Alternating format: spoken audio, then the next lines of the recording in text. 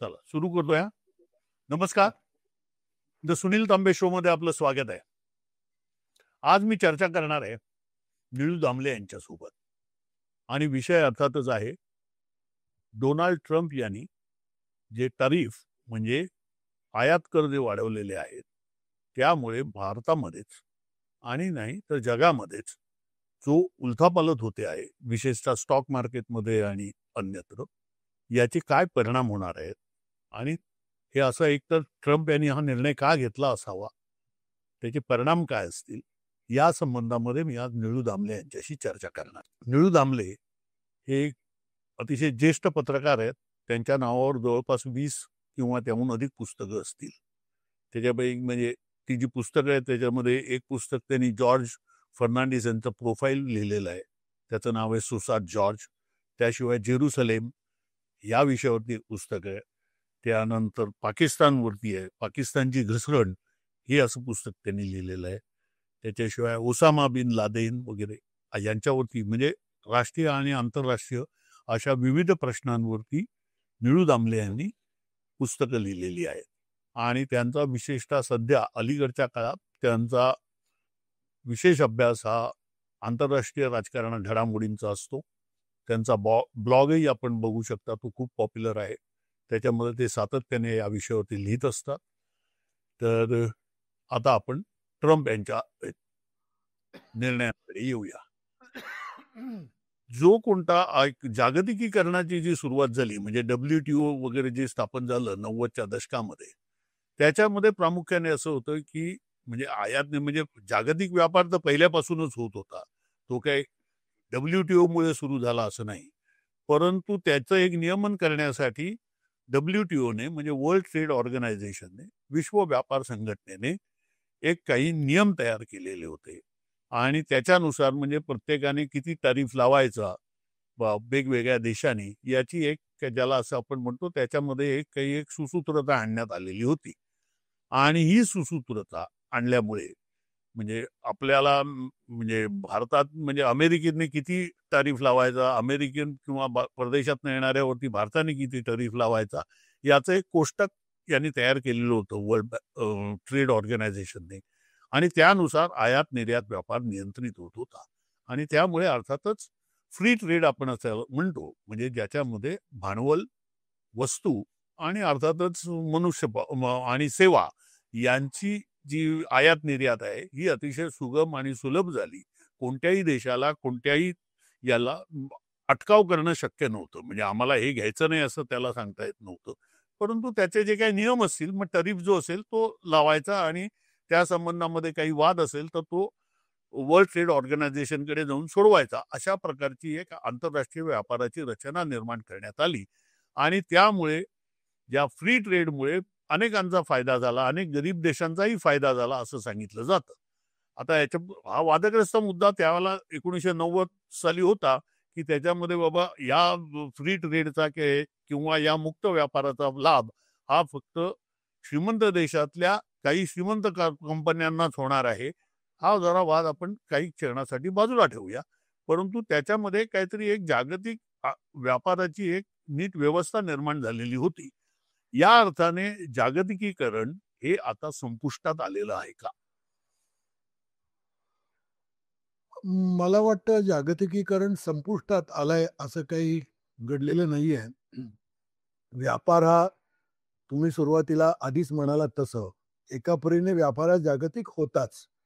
तो किती देशांमध्ये होता आणि त्याच्यामध्ये किती अडथळे होते, तो 2 देशांमध्ये होता का गटांमध्ये होता का एक देश आणि गट याच्यामध्ये होता, हे कालमानानुसार बदलत गेलं.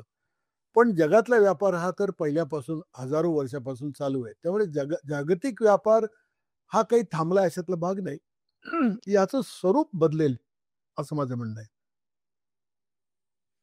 आता ट्रम्प यांनी जी ज्याला म्हणतात ट्रेड वॉर जे सुरू केलेलं आहे, व्यापार युद्धच म्हटलं पाहिजे, ते जे सुरू केलेलं आहे, कारण आजपासून मला वाटतं चीनच्या ज्या आयात होतील उत्पादनं त्याच्यावरती ट्रम्पनी 104% हे वाढवलेलं आहे. म्हणजे 104 पर्यंत गेलेले आहेत ते टक्क्यापर्यंत.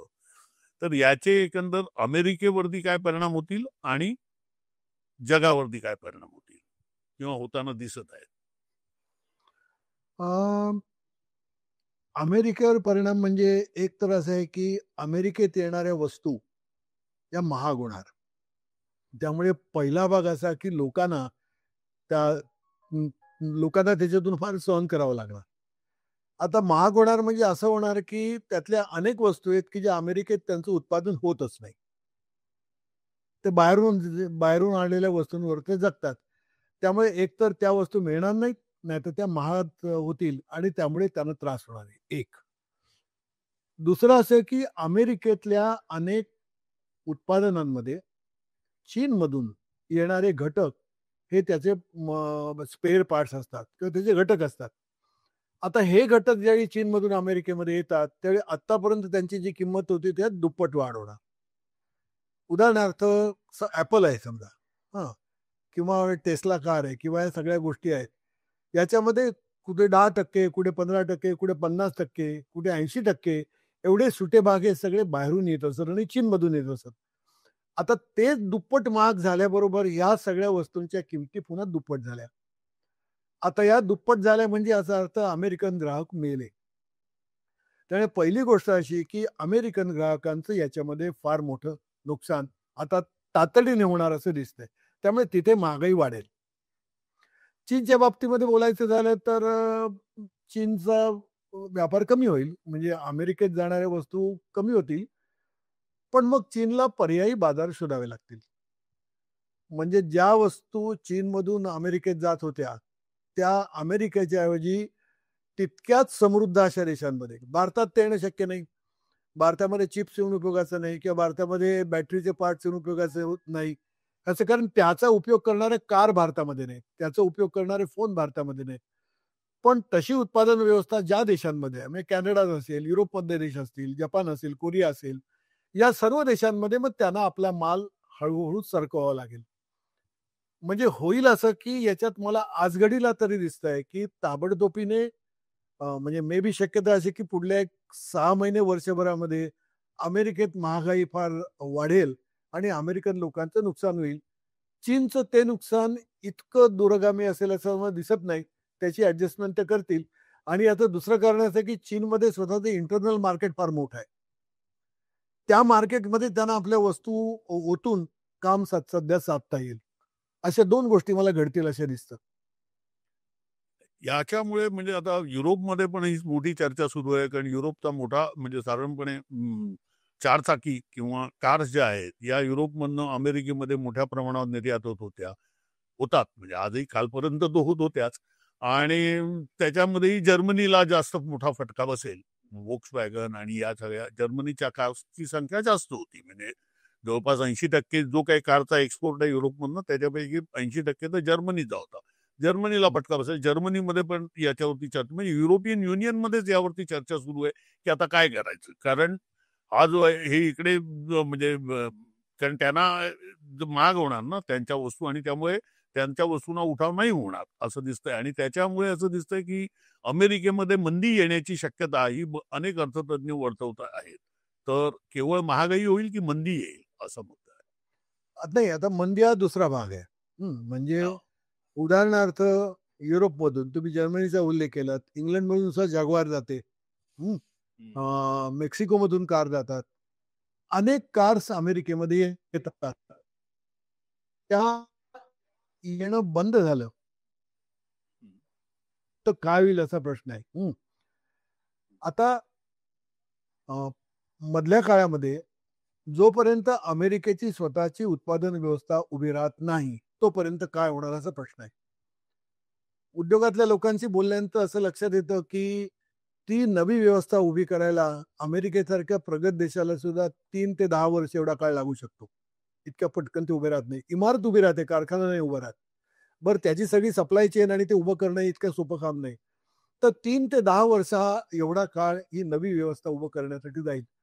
मग या मधल्या काळामध्ये अमेरिकेतल्या उत्पादन व्यवस्थेत अडकलेल्या कामगारांचं काय होणार? आणि त्यामुळे तिथे बेकारी होण्याची शक्यता आहे. म्हणजे तिथे मंदी येईल. मंदी मंदी याचा अर्थ बेकारीच ना. म्हणजे लोकांना काम नाही अशी अवस्था आहे.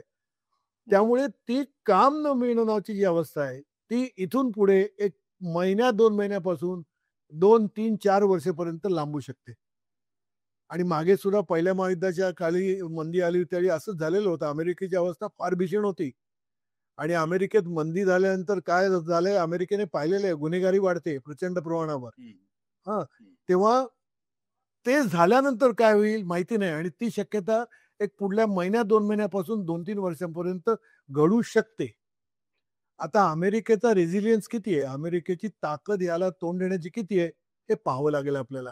पण 8 गजेरिस्त आहे, की अमेरिकेमध्ये त्यामुळे मंदी येऊ शकते आणि अमेरिकेत मंदी आली तर त्याचा परिणाम जगावर इतर ठिकाणी सुद्धा होऊ शकतो. पण तोपर्यंत जर चीन आणि युरोप या लोकांनी स्वतःला सावरलं, तर 2008 सालच्या मंदीचा दुष्परिणाम जेवढा जगावर झाला, तेवढा कदाचित यावेळी होणार नाही, असं दिसतंय. पण त्यामुळे मंदीची शक्यता सुद्धा आहे. आता ती केव्हा आणि किती हे त्याचं मोजमाप आजघडीला कोणालाच काही कळत नाहीये. आता असं म्हटलं जातंय की ट्रम्प यांचं जे उद्दिष्ट आहे ती उद्दिष्ट परस्पर विरोधी आहेत. कारण ट्रम्प यांना एक तर जो म्हणजे व्यापारातला जो आपण म्हणतो घाटा म्हणजे डेफिसिट, ट्रेड डेफिसिट जे आहे ते त्यांना शून्यावरती आणायचंय.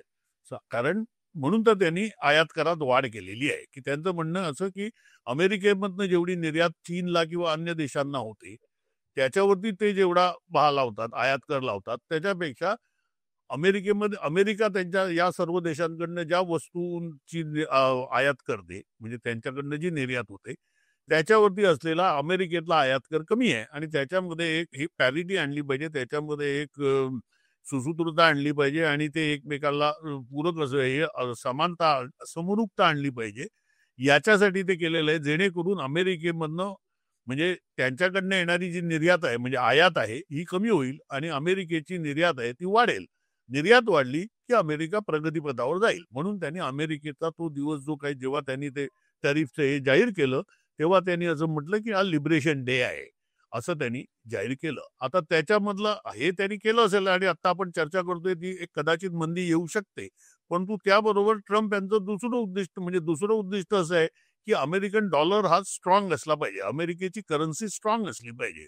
म्हणजे चीनमधनं किंवा भारतामधनं अमेरिकेला निर्यात झाली की चीन किंवा भारताला डॉलर्समध्ये ते पैसे मिळतात आणि हे डॉलर्समधले पैसे जे असतात ते पुन्हा चीन किंवा भारत हे अमेरिकेतच गुंतवतात. म्हणजे अमेरिकन सरकारचे बॉन्ड्स विकत घेतात वगैरे वगैरे आणि त्याच्यामधून डॉलर अधिक मजबूत होतो आणि डॉलर मजबूत झाल्यामुळे अमेरिकेला त्यांचे जे कोणते लोककल्याणाचे किंवा इथे कोणाला बेलआउट करणं म्हणजे 2008 साली ते बेलआउट पॅकेज त्यांनी दिलं याच्यामध्ये हा सगळ्याचा उपयोग होतो.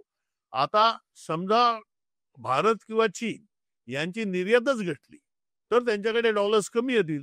साहजिकपणे ते अमेरिकन डॉलर्समध्ये ते गुंतवणूक करणार नाहीत आणि त्यामुळे अमेरिकन डॉलर जो आहे तो वीक होण्याची शक्यता आहे. म्हणजे ट्रेड डेफिसिट कमी करणं आणि अमेरिकन डॉलर मजबूत करणं ही जी 2 उद्दिष्ट सांगितली जातात ट्रम्प यांची ही त्यामुळे कॉन्ट्राडिक्टरी ठरतात, परस्पर विरोधी ठरतात आणि त्यांचा मेळ घालणं अवघड आहे असं म्हटलं जातं. आपल्याला याच्यावरती काय म्हणायचं आहे? तुम्ही खूप खूप गोष्टी एकमेकात गुंतवल्यात त्याच्यामध्ये. हां, अर्थव्यवस्थेचे हे गुंते खूप आहेत. म्हणजे तुम्ही वर्णन केले गुणिले 10 किंवा गुणिले 100 एवढे गुंते आहेत. आता हे गुंते केवळ एका डेफिसिट कमी करण्यातून सुटत नाहीत. आता परवा एका जाणत्या माणसाने वक्तव्य केलंय, की ट्रम्प यांचे जे सहकारी आहेत, यांना अर्थव्यवस्थेचं बिगरीतलं सुद्धा ज्ञान नाहीये. बिगरीतलं. असं हे अत्यंत अज्ञानी लोक घेऊन हा माणूस कसं काय चालवणार असं काल काल लोक अनेक प्राध्यापक लोक म्हणतात. त्याचं कारण हा जो ट्रम्प नावाचा माणूस आहे त्याची जी समजूत आहे एकूणच जगाबद्दलची, अर्थव्यवस्थेबद्दलची, समाज व्यवस्थेबद्दलची ही लहान मुलापेक्षा सुद्धा कमी आहे. म्हणजे तो अजून या माणसाचं वय हे 5-6 वर्ष वगैरेच आहे. आणि म्हणजे मी सिरियसली म्हणतो हां, याच्यावर अभ्यास झालेले आहेत. या माणसाच्या मानसिक परिस्थितीवर अभ्यास झालेले आहेत. या माणसाची वृत्ती आहे 4, 5, 6 वर्षाच्या मुलाची आहे. त्याला एखादी गोष्ट हवी असली, की गोंधळ घालायचा आणि मिळवायची. मिळाल्यानंतर आनंद व्यक्त करायचा. मिळाली नाही तर रडरड करायची. अशी जी वृत्ती असते लहान मुलाची तीच या ट्रम्प नावाच्या माणसाची आहे. हं. आणि त्यामुळे त्याला हवं ते करत असतात. पण जगामध्ये आपल्याला वस्तू मिळते त्यावेळी आपल्या आईबापाची परिस्थिती काय असते, आईबाप कुठून आणतात, त्यासाठी त्यांना काय करावं लागतं, त्यासाठी आपल्याला काय करावं लागतं, याचं लहान मुलाला काही देणं घेणं नसतं. तर इतका हा अगदी रुडिमेंटरी नॉलेज असलेला माणूस आहे. आता तुम्ही ज्याचा उल्लेख केला, ट्रम्पचा उल्लेख केलात, डेफिसिटचा. आता डेफिसिट कमी करणं हा अर्थव्यवस्थेचा एक घटक आहे. केवळ डेफिसिट हा अर्थव्यवस्थेचा पूर्ण घटक असू शकत नाही. आता हा माणूस असं म्हणतो, की आमचा डेफिसिट जास्त आहे. ओके, फाईन आहे. परंतु गेल्या 20 वर्षामधलं अमेरिकेचं जीडीपी सतत वाढतंय की नाही? वाढतंय. दर माणसी उत्पन्न वाढतंय की नाही? वाढतंय. दर माणसी उत्पादन वाढतंय की नाही? वाढतंय. आणि हे जगातल्या सर्व देशांपेक्षा वाढतंय. आता हे सगळ्या कसोट्या एखाद्या श्रीमंतीच्या असताना केवळ डेफिसिट नाही म्हणून तुम्ही गरीब कसे काय ठरू शकता? आता याचं उत्तर हे अर्थशास्त्र जाणणारी माणसं देतात, पण ते ट्रम्पकडून मिळणं कठीण आहे. त्यामुळे डेफिसिट हे या माणसाने एक झोडपायला घेतलेली काठी आहे. म्हणून त्याचा काही अर्थ आहे, असं मला काही दिसत नाही. हा डेफिसिटचा मुद्दा झाला. पुढे दुसरा मुद्दा. दुसरा होता तो की त्याच्याशी जुडलेला असा होता, म्हणजे की त्या कॉन्ट्राडिक्टरी आहे. एक म्हणजे डेफिसिट कमी करायचं असेल तर डॉलर वीक होणार असं मी म्हणतोय. कारण हे जे आहे म्हणजे चीन किंवा भारतातली वस्तू निर्यात झाल्या तर त्यांना ती डॉलरमध्ये पैसे मिळतात आणि हे डॉलर ते पुन्हा अमेरिकेमध्ये गुंतवतात, म्हणजे अमेरिकन सरकारच्या बॉन्ड्समध्ये वगैरे, जेणेकरून डॉलर स्ट्रॉंग होतो. तर तो डॉलर मात्र वीक होईल, कारण अर्थातच आपला भारत किंवा चीन यांच्या व्यापाराला फटका बसला तर अर्थातच त्यांच्याकडे कमी डॉलर्स येतील म्हणून. त्यामुळे ही तर दोन उद्दिष्ट त्यांची कॉन्ट्राडिक्टरी नाही, आहेत, आता परस्पर विरोधी डॉलर आहेत. डॉलर स्ट्रॉंग होणं किंवा डॉलरला महत्त्व येणं ह्याचे 2 भाग असतात. एक, तुमची अर्थव्यवस्था मजबूत असणं हा एक भाग झाला. परंतु तुमच्या अर्थव्यवस्थेला ज्यावेळी स्पर्धा सुरू होते त्यावेळी दुसरा भाग सुरू होतो. म्हणजे ब्रिक्स सुरू झालं किंवा चीन चीन पुन्हा एक नवीन शक्ती म्हणून उदयाला आलं, की चीन स्वतंत्रपणे मोठं होतच जाणार. तेव्हा तुम्हाला त्यांच्याबरोबर स्पर्धा करून वाढणं हाच एक मार्ग असतो. त्यांना अटकाव करून पुढे जाणं हा अर्थव्यवस्थेतला मार्ग नव्हे. अर्थव्यवस्थेत सर्वांनी एकत्र जगण्याचं एक साधन आहे अर्थव्यवस्था ही. तेव्हा पर्यायी चलनं निर्माण होणार. आता भारताने तुमच्यावर का जगावं? मग भारताला स्वतःचं जगण्याचा अधिकार आहे की नाही? आहे. मग ते झालं की तो तुमच्या डॉलरवर अवलंबून राहणार नाही? नाही राहणार. तुमचा का हट्ट? म्हणजे मला शक्यता आहे मला रुबलमध्ये व्यवहार करावासा वाटेल. मला युआनमध्ये व्यवहार करावासा वाटेल. तुम्ही कोण दादागिरी करणार आहे? तेव्हा दादागिरीने हा मार्ग सुटणार नाही. तुम्हाला तुमची अर्थव्यवस्था अधिक चांगली करत सुटा, तरच तुमचा डॉलर सुधारेल. हे साधं व्यापाराचं तत्व आहे. पण याला कळत नाही. हा हिसका-हिसकी करणारा लहान मुलगा आहे. हा याचा प्रॉब्लेम आहे. पण याच्यामुळे असं नाही का होतंय की फक्त अर्थव्यवस्थाच नाही तर त्याला राजकीय किंवा असे अनेक त्याला पैलू आहेत. जसं आता चीन आणि जपान यांच्यामध्ये एवढ्या मोठ्या प्रमाणावरती खरं तर शत्रुत्व आहे, परंतु या मुद्द्यावरती ते एकत्र येताना दिसत आहेत असं अनेक अर्थतज्ञांचं म्हणणं आहे. किंवा युरोप आता एकत्र, म्हणजे युरोप आता म्हणजे जवळपास दुसऱ्या महायुद्धापासून दुसऱ्या महायुद्धानंतर पासून म्हणण्यापेक्षा दुसऱ्या महायुद्धानंतर युरोप हा अमेरिकेचा सगळ्यात मोठा समर्थक किंवा मित्र राहिलेला आहे. परंतु त्यांच्यामध्येही आता अमेरिकेबद्दल म्हणजे विश्वास उरलेला नाही, की आता हे काय अमेरिका कोणती धोरणं करेल, म्हणजे हे करेल किंवा कायदे करेल, याच्याबद्दल त्यांचा विश्वास गेलेला आहे. त्याच्या साऊथ ईस्ट एशियामधले अन्य देश जे आहेत, तैवान असेल किंवा इतर देश असतील, साऊथ कोरिया घ्या, हे जे अनेक देश असे आहेत, यांनाही अमेरिकेबद्दल विश्वास वाटेनासा झालेला आहे. आता याचे काही मग राजकीय परिणामही संभवतात, असं नाही वाटत का? हो ना, राजकीय परिणाम संभवतातच. परंतु त्या राजकीय परिणामाकडे तुम्ही कसं पाहता? आता ट्रम्पच्या पहिल्या टर्मला ज्यावेळी ट्रम्प निवडून आले, त्या क्षणी लोकांना धक्का बसलेला होता. ट्रम्प आल्यावर जगभर गोंधळ घालणार हे त्यांच्या पहिल्या टर्मच्या वेळीच लक्षात आलं होतं. ट्रम्प निवडून आल्यानंतर त्यावेळी जगातल्या मोठ्या युनिव्हर्सिटीमधून पहिल्या 1-2 वर्षामध्ये 100 तरी मोठे-मोठे ग्रंथ छापले गेले, की हा माणूस गोंधळ घालणार म्हणून. पण या गोंधळाला तोंड कसं द्यायचं? मर्केल त्यावेळी चान्सेलर होत्या जर्मनीच्या. मर्केल काय म्हणाल्या? मर्केल म्हणाल्या, "आपण मारामारी नाही करायची, वाट पाहूया."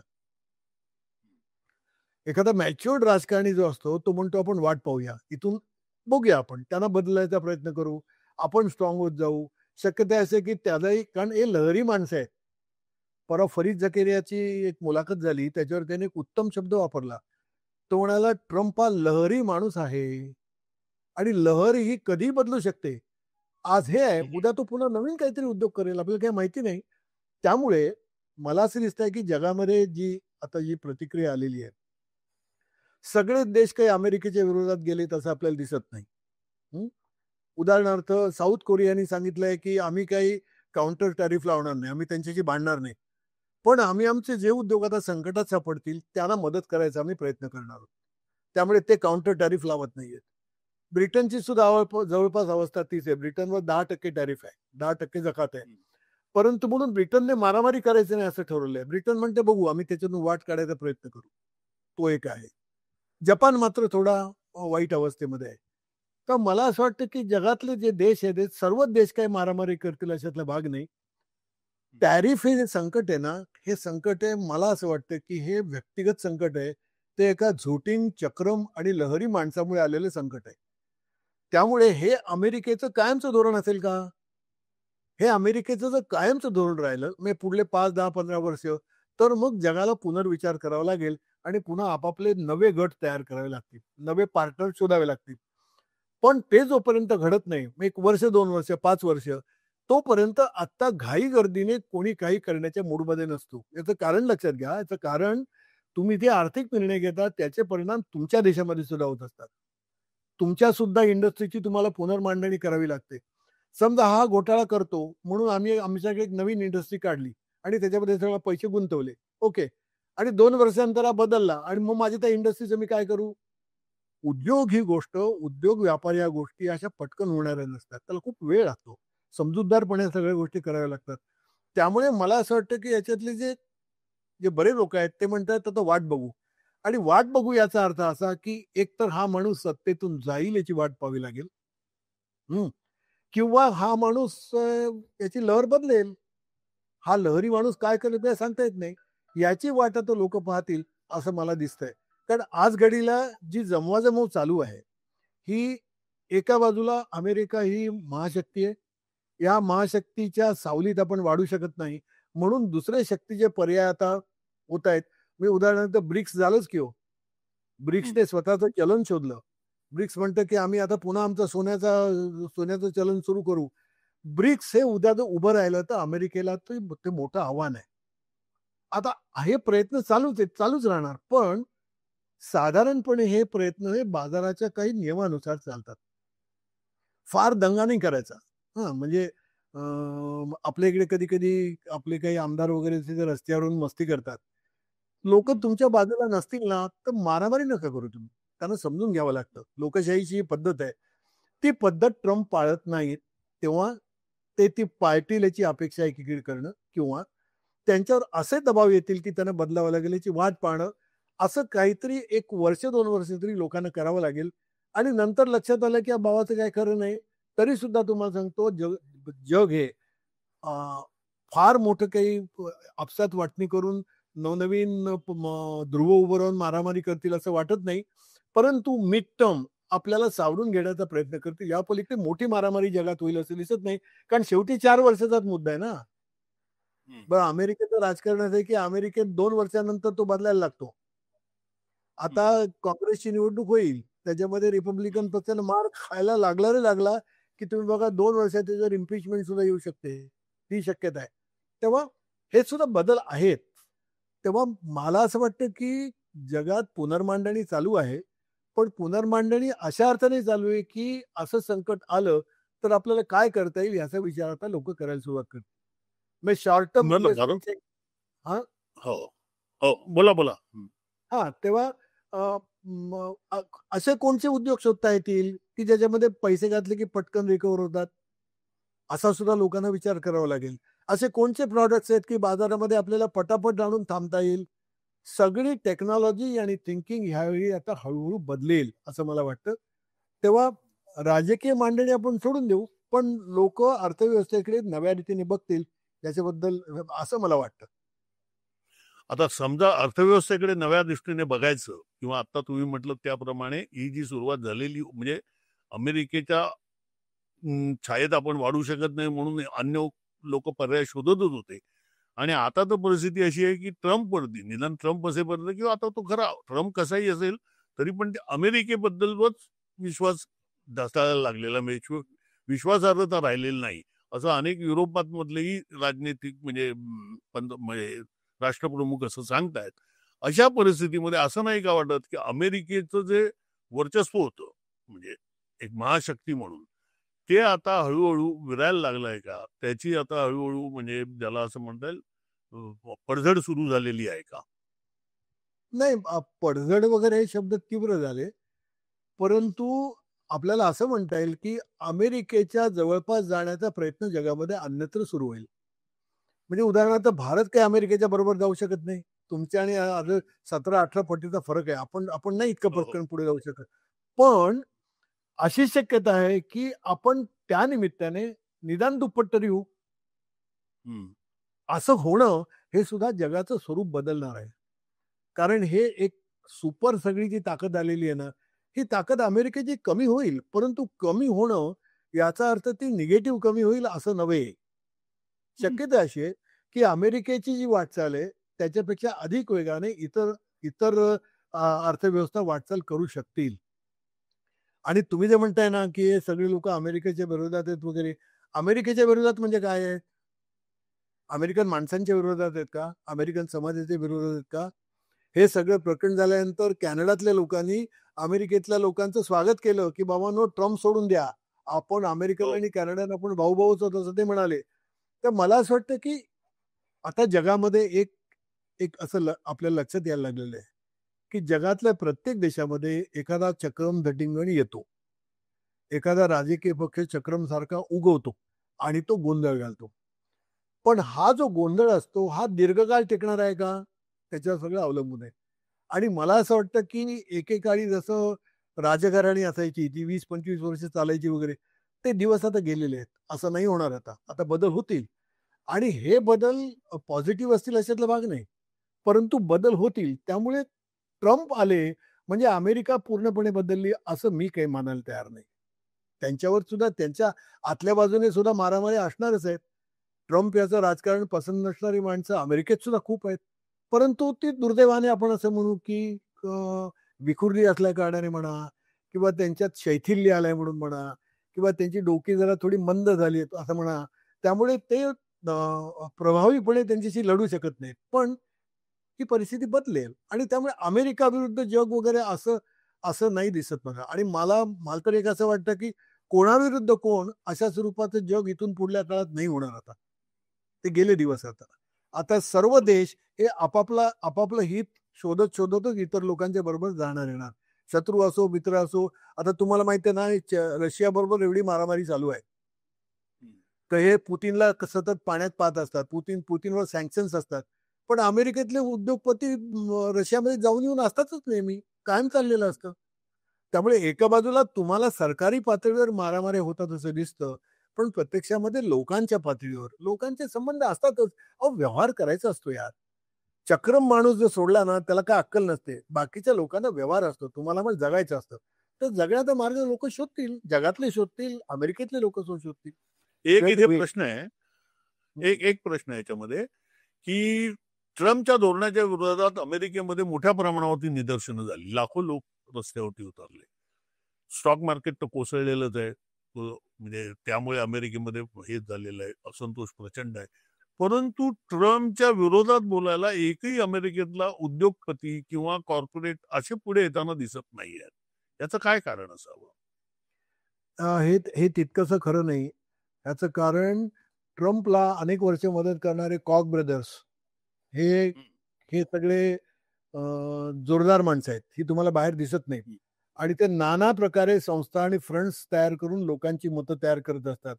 आता कॉक ब्रदर्स आहे, ते त्या दोन्ही लोकांनी काल आणि परवा त्यांनी स्टेटमेंट दिलेली की ट्रम्पचं आम्हाला हे म्हणणं मंजूर नाही म्हणून. बोलायला सुरुवात झालेली आहे. आता हं, उद्योगपती सुद्धा हे बोलणाऱ्याचं कारण त्याच्यामध्ये त्यांचंच नुकसान आहे.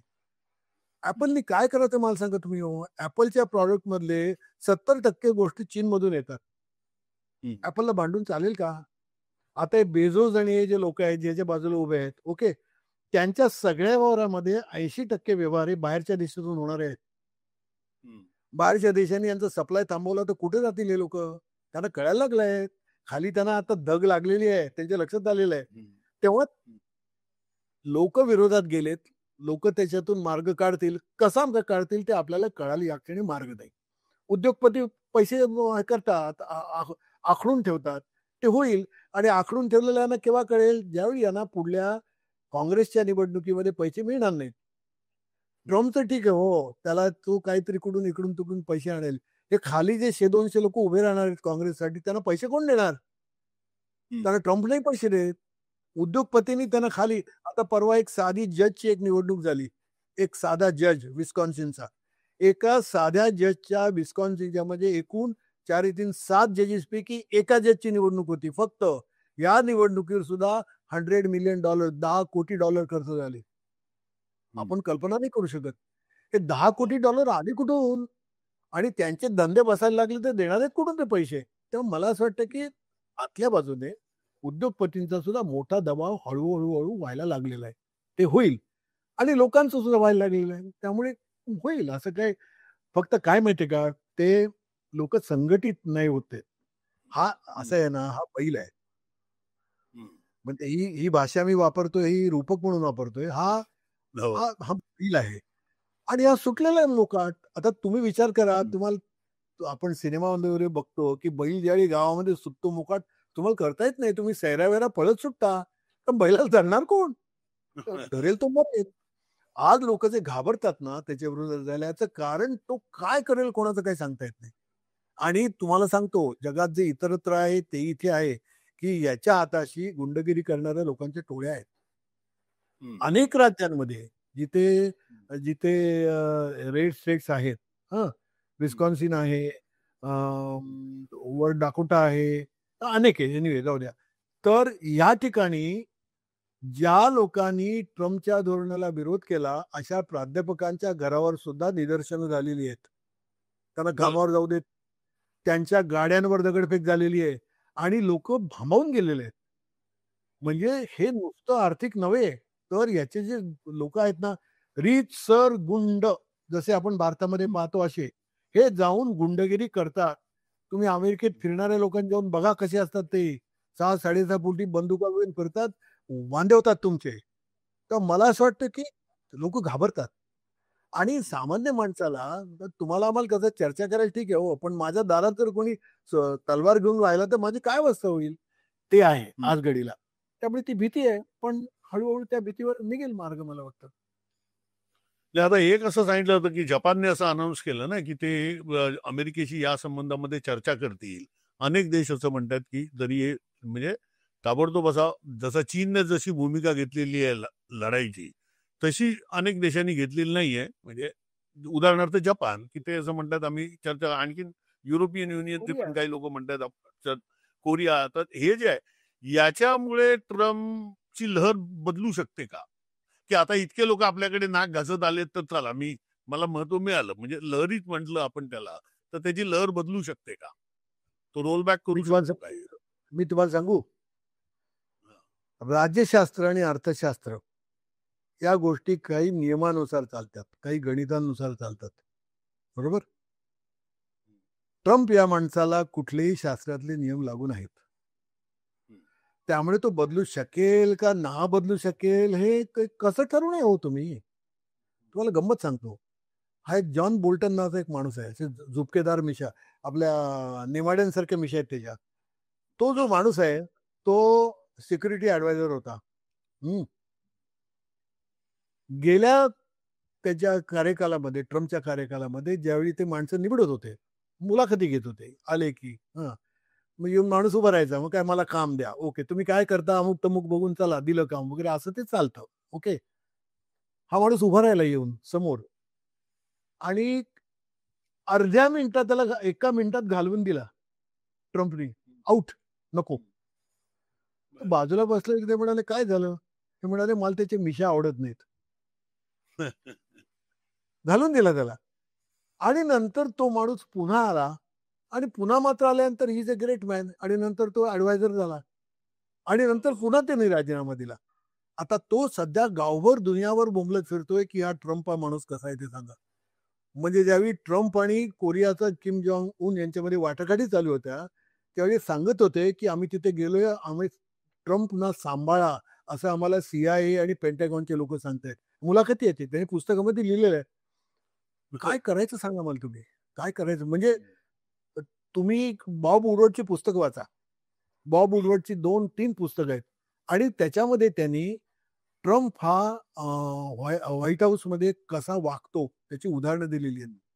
आणि हे सगळं रेकॉर्डेड आहे बरं का. हे सगळं रेकॉर्डेड आहे, की तो निर्णय कसे घेतो. हं. म्हणजे उदाहरणार्थ रात्री 2 वाजेपर्यंत हा ग्रस्त बर्गर वगैरे खात बसतो. त्याचे तिकडे त्यांनी टेलिव्हिजन लावलेले असतात. या टेलिव्हिजनवर फडतूस कार्यक्रम बघत असतो. हा काही कार्यक्रम काही बघत नाही. मग कधी झोपतो त्यावेळी झोपतो. बरेच वेळा रात्री 1-2 नंतर त्याला ट्वीट येतो. त्याचं ते धोरण असतं. सकाळी उठल्यानंतर साधारणपणे प्रत्येक प्रेसिडेंट हा प्रेस ब्रीफिंग घेतो. प्रेस ब्रीफिंगमध्ये त्याला सगळे लोक सांगतात आज हे आहे, ते अमुक करा, तमुक करा वगैरे, वगैरे. हा ते ऐकतही नाही आणि काहीही न घेता अधिकी लावून देतो आणि निर्णय घेऊन टाकतो. या माणसाला सल्लागार नाही आणि सल्लागार कोण? उदाहरणार्थ इलॉन मस्क. आणि ते इलॉन मस्कची काल मुलाखत आहे, की हे काय बरोबर नाही झालेलं म्हणून. मला हे पटलेलं नाही म्हणून. ह्याचं कारण इलॉन मस्कच खड्ड्यात गेला. इलॉन मस्कची टेस्ला सुद्धा खड्ड्यात जायची पाळी आली. यांचे निर्णय जे होतात ना, हे निर्णय हे पूर्णपणे लहरीवर आधारलेले असतात. आणि लहरी माणसाचं काय सांगता आणि तुम्हाला सांगतो हे मी तुम्हाला सांगतो ना, मला सुद्धा असं लक्षात येतं, की हे कादंबरी वाचतोय की काय आपण? किंवा आपण एखादी सायन्स फिक्शन वाचतोय की काय? असं वाटत राहतोय माणसाकडे पाहिल्यानंतर. गेल्या 15 दिवसात हा निर्णय झाला. टॅरिफचा निर्णय झाला. टॅरिफचा निर्णय झाला त्याच्या 15-16 दिवस आधीपर्यंत गव्हर्नमेंटमधल्या संबंधित खात्यातल्या कोणाचीही चर्चा झालेली नव्हती. टॅरिफ सारखा जगावर परिणाम घडवणारा निर्णय असा होतो जगामध्ये. तुम्ही शेवटल्या काही दिवसामध्ये म्हणजे बायडन होते. बायडनच्या शेवटच्या काळामध्ये तुम्ही बघा, तर युक्रेनबाबत काय करायचं किंवा उदाहरणार्थ गाझामध्ये काय करायचं, तर गाझाच्या बाबत काय करायचं याच्यासाठी 15-15, 20-20, 25-25 दिवस 5-5, 10-10 लोकांच्या मीटिंगा बायडन सारखे घेत असत आणि नंतर त्याच्यातून ते ठरवत असत. इथे कोणाची मीटिंग घेतो? जावई फक्त कुशनर, बाकी काही नाही.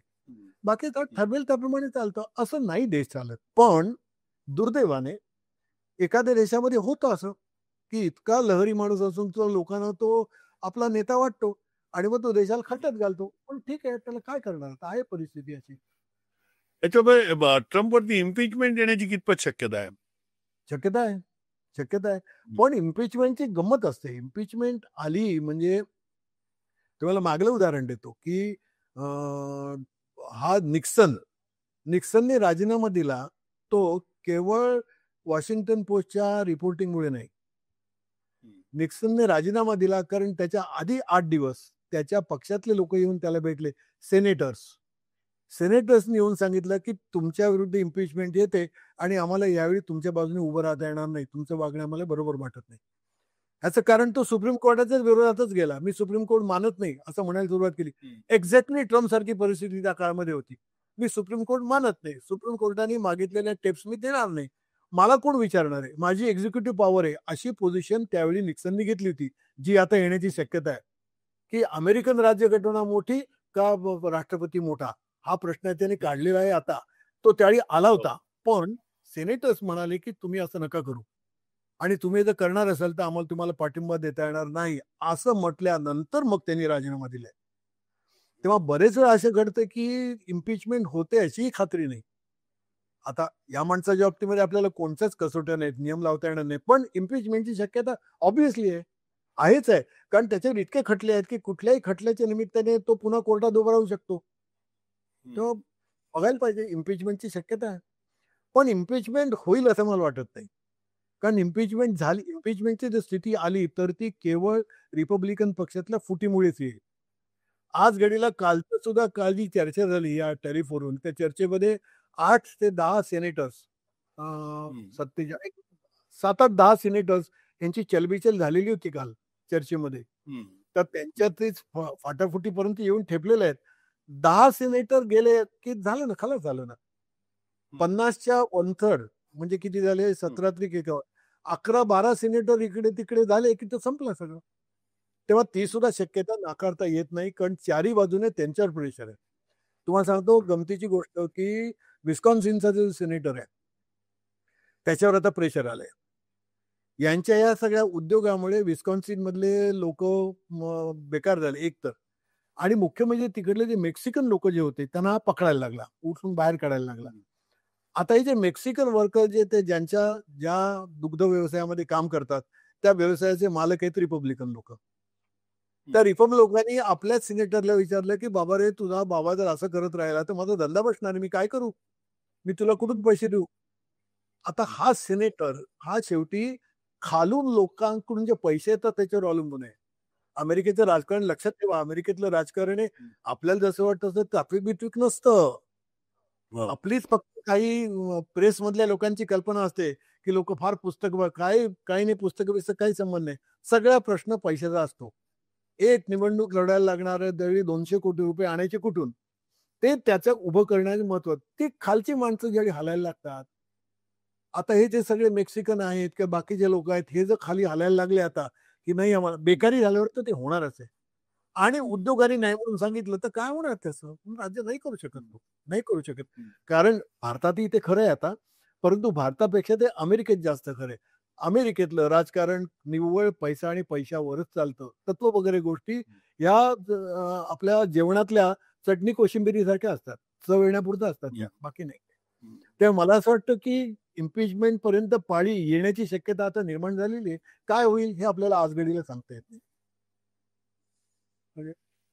फारच छान. म्हणजे आपली इकडनं आपण चर्चा सुरू केली आणि निळू दामले यांचं एक साधारणपणे असं मत दिसतंय, म्हणजे त्यांची मत म्हणण्यापेक्षाही त्यांना जे आकलन आहे त्यांचं किंवा त्यांची जी समजूत आहे आणि त्याच्याशी सर्वसाधारणपणे मीही सहमत होतो, की ही जी काही रोलबॅक होण्याची जी शक्यता आहे, ही शक्यता म्हणजे जी टॅरिफ त्यांनी जे लावलेले आहेत, आयात कराची जी काही घोषणा ट्रम्प यांनी केलेली आहे, या संबंधामध्ये एक तर अमेरिकन जनतेमध्ये मोठ्या प्रमाणावर असंतोष आहे. आता निळू दामले सांगतात त्यानुसार काही उद्योगपती म्हणजे काही कॉर्पोरेट्सही त्याच्या विरोधात बोलायला लागलेले आहेत आणि हळूहळू हे कदाचित खालपर्यंत जाईल आणि रिपब्लिकन पक्षाचे काही सिनेटर्स आहेत यांच्यामध्येही चलबिचल झालेली आहे. त्यामुळे आता हे मात्र ट्रम्पबद्दल त्यांनी जी माहिती दिली त्यानुसार या माणसाला समजा कोणतेच नियम असे लागू होत नसतील किंवा हा कोणत्या लहरीच माणूस असेल तर नेमकं केव्हा काय होईल ह्याचं आपण काही भाकीत करत नाही आहोत म्हणजे ते करणंही अशक्य असतं. परंतु ही जी परिस्थिती आहे ही परिस्थिती एक वर्ष 6 महिन्यामध्येच स्पष्ट होईल असं साधारणपणे दिसतंय आणि त्यामुळे आता जी काही बाजारामध्ये म्हणजे अर्थातच मोठ्या प्रमाणावरती पडझड झालेली आहे स्टॉक मार्केटमध्ये $1 ट्रिलियन लोकांचे वाया गेलेले आहेत हे सगळं खरं असलं तरी ही परिस्थिती फार काळ टिकेल असं असं निळू दामले यांना वाटत नाही आणि लवकरच याच्यामध्ये एक वेगळी रचना ही जगाची एक वेगळी रचना निर्माण होण्याची शक्यता या सगळ्या घडामोडींमध्ये आहेत असंही त्यांनी सांगितलेलं आहे. मला वाटतं की हा एक वेगळा दृष्टिकोन आतापर्यंतच्या या चर्चेमध्ये निळू दामले यांनी मांडला. त्याबद्दल मी निळू दामले यांचं अभिनंदन करतो आणि या चर्चेला त्यांनी चांगली गती दिली आणि वेगळे मुद्दे आणले पुढे यासाठी इंडी जर्नलतर्फे मी त्यांचे आभारही मानतो. धन्यवाद. आपल्याला हा कार्यक्रम कसा वाटला हे कमेंट बॉक्समध्ये अवश्य नोंदवा. हा कार्यक्रम लाईक करा, शेअरही करा जेणेकरून तो अधिकाधिक लोकांपर्यंत जाईल आणि इंडी जर्नलला त्या आपल्या समोर जो स्क्रीन आहे त्याच्यावरती एक जॉईन म्हणून बटन आहे ते दाबा आणि इंडी जर्नलला यथाशक्ती मदत करा. स्वतंत्र पत्रकारितेला हातभार लावा.